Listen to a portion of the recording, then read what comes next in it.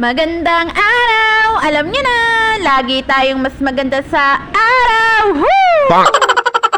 For the mukbang nga ulit tayo for today's video! Woo!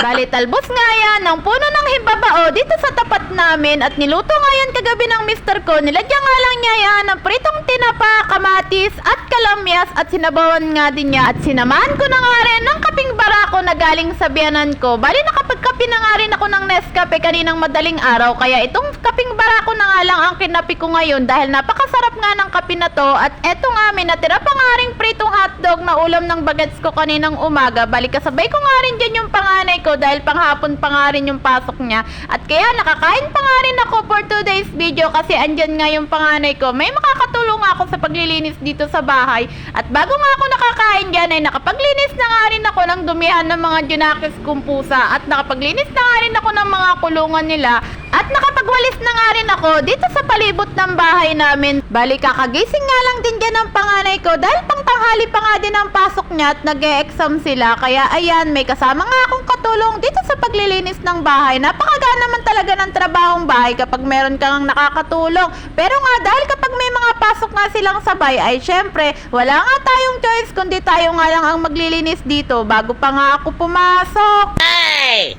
At kapag ako na nga lang talagang naiiwan at tuling umaalis dito sa bahay, minsan hindi ko na nga rin talagang mauna pang kumain at minsan hindi nga rin ako makapagkape bago pa pumasok sa dami ng mga gawaing bahay. Hindi talaga naming maiwan na marumi itong bahay, lalong-lalo na nang hindi nakakapaglinis ng dumi ng mga pusa dahil napakabaho talaga ng dumi ng mga pusa. Pero na nga lang siguro kapag may mga bagong dumi nga sila at hindi talaga maiiwasan na tanghali pa malilinis o kaya hapon.